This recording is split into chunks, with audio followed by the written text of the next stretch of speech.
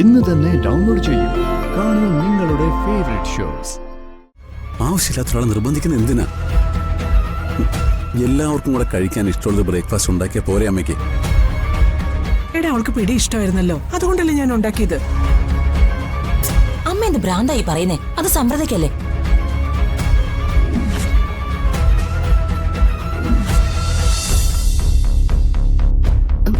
എനിക്കെന്തോ ഇതിനത്ര രുചി തോന്നില്ല.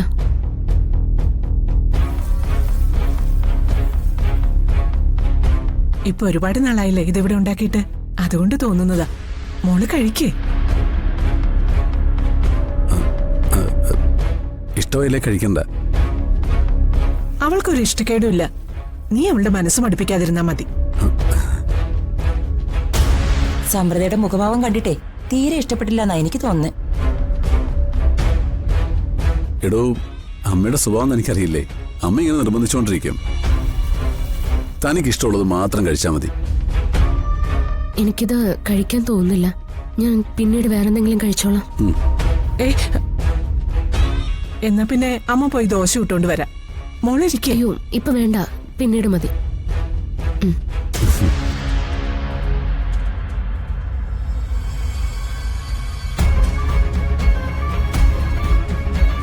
എന്താ അമ്മയെ കാണിക്കുന്നത്?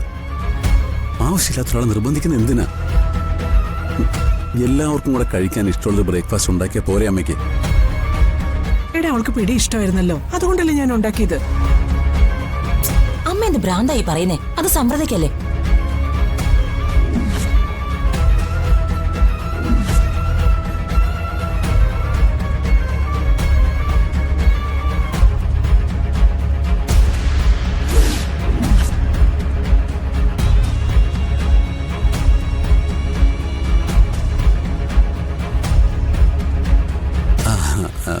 അതെ, മോളെ ഇന്ന് സ്കൂൾ ബസ്സിൽ വിട്ടാൽ മതി. എനിക്കൊരു എമർജൻസി മീറ്റിംഗ് ഉണ്ട്.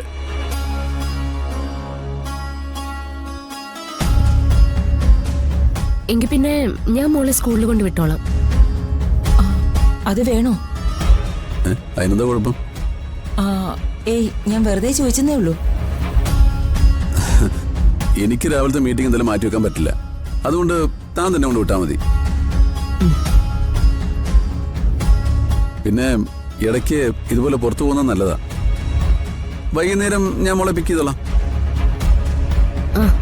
ശരി, എന്നാ ഞാൻ മോളെ റെഡിയാക്കട്ടെ.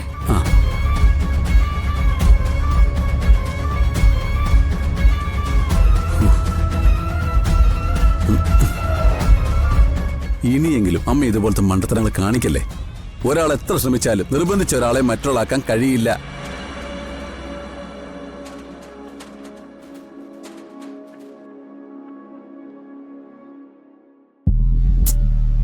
അതെ, ഇപ്പൊ അമ്മയ്ക്ക് വയറ് നിറഞ്ഞല്ലോ. സമ്പ്രദയ്ക്ക് അങ്ങനെ ഒരുപാട് ഇഷ്ടങ്ങൾ ഉണ്ടായിരുന്നിരിക്കാം. അതൊക്കെ ഇവളുടെ തലയിൽ അടിച്ചേപ്പിക്കാന്ന് അമ്മയ്ക്ക് തോന്നുന്നുണ്ടോ? ഞാൻ സമൃദ്ധിയുടെ ഇഷ്ടത്തിന് ഒരു പിടിയും കറിയും ഉണ്ടാക്കി, അത്രയല്ലേ ഉള്ളൂ. അല്പം മുമ്പ് നീ ചോദിച്ചതോ അതവള് കേട്ടിരുന്നെങ്കിലോ എല്ലാം ഇപ്പൊ തന്നെ പൊളിഞ്ഞു വീണാനെ. ഇനിയെങ്കിലും വർത്താനം പറയുമ്പോ സൂക്ഷിക്കണം. ഓർമ്മയില്ലാത്തവളാ ഗൗരിമോളെയും കൊണ്ട് ഒറ്റയ്ക്ക് പുറത്തു പോകാൻ പോകുന്നത്. അത് സൂക്ഷിച്ചാ മതി. എന്റെ കാര്യം ഞാൻ നോക്കിക്കോളാം.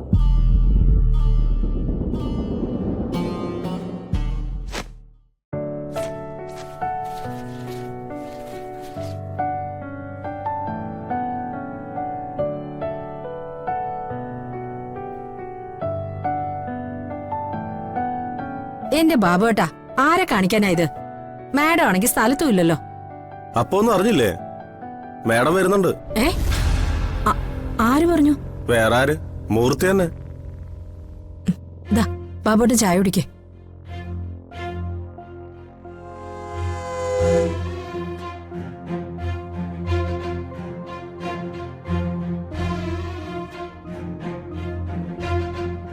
എന്താ ജനി ഒരു പേടി പോലെ?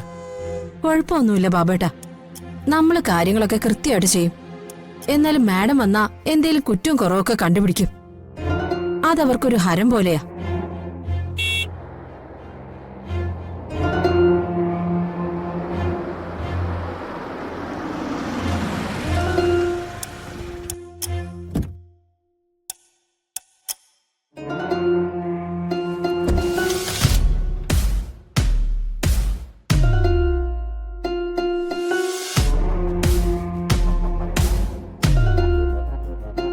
എന്താ ജെനി, എല്ലാം ഓക്കെ അല്ലേ? അതെ. എന്നാൽ മാഡത്തിന് അത്ര ഓക്കെ അല്ല ഇവിടുത്തെ കാര്യങ്ങൾ. അതെന്താ മൂർത്തിയേട്ടൻ? ഇവിടെ ഏട്ടനും അനിയത്തിയും ഒന്നുമില്ല. ബോസും സബോർഡിനേറ്റ്സും മാത്രമേ ഉള്ളൂ. കോൾ മീ മൂർത്തി സാബ്. അവന്തിക മാഡത്തിന്റെ മൂന്നാം കണ്ണ്. ചില പ്രത്യേക സാഹചര്യങ്ങളിൽ ഇവിടുത്തെ CCTV വർക്ക് ചെയ്യുന്നില്ല എന്ന് കേട്ടു. അത് വർക്ക് ചെയ്താലും ഇല്ലെങ്കിലും മാഡത്തിന്റെ ഈ മൂന്നാം കണ്ണ് ഇവിടെ ഉണ്ടായിരിക്കും. ഈ വീടിനുള്ളിലും പുറത്തുമെല്ലാം നിങ്ങളെ ചുറ്റിപ്പറ്റി. അതിന് ഞങ്ങൾ എന്ത് ചെയ്തു? വിചാരണ ചെയ്യേണ്ടതും ശിക്ഷ വിധിക്കേണ്ടതും ഞാനല്ല. അതുകൊണ്ട് സമാധാനം ബോധിപ്പിക്കേണ്ടവരെ ബോധിപ്പിച്ചാൽ മതി. മാഡം എയർപോർട്ടിലെത്തിയിട്ടുണ്ട്. വണ്ടി എടുക്കണോ?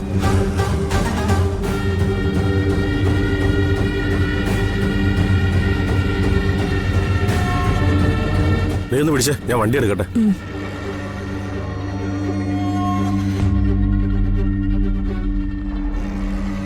ഈശ്വര, ഈ കാലമാടൻ ഇനി എന്തൊക്കെയാണോ എന്തോ മാഡത്തിനോട് പറഞ്ഞു കൊടുത്തിരിക്കുന്നത്.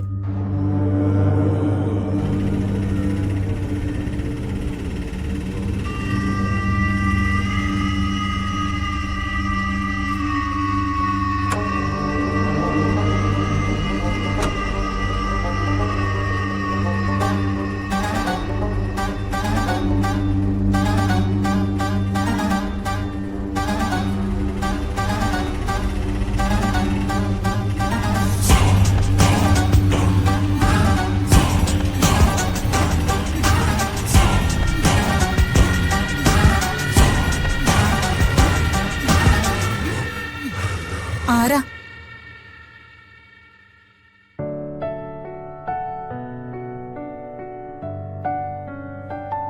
എന്താ? ഞാൻ കുറച്ച് ദൂരത്തുനിന്നാ വരുന്നേ. എനിക്കിവിടുത്തെ സ്വാമിജി ഒന്ന് കാണണം. സ്വാമിജി എന്ന് പറഞ്ഞാ ഇവിടെ ഒരുപാട് സ്വാമിമാരുണ്ട്. ഇവിടുത്തെ ഓർഫനേജിന്റെ ചുമതലയുള്ള സ്വാമിജിയുടെ കാര്യം ഞാൻ ഉദ്ദേശിച്ചത്. അത് ഭദ്രാനന്ദ സ്വാമിജിയാ.